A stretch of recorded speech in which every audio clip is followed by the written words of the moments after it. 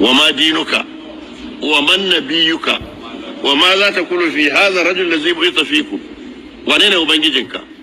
in ba Allah kake bi ba wallahi ba za ka samu sukunin fada ba harshen ba zai fada ba shin ya zama addinin musulunci shi ya dame ka ba siyasar ka ba ba kasuwancin ka ba ba duniyar ka ba addinin musulunci shi ya dame ka sai ga Allah ya tabbatar da digadiganka ya sa harshen ya bude baki ce rabbi Allah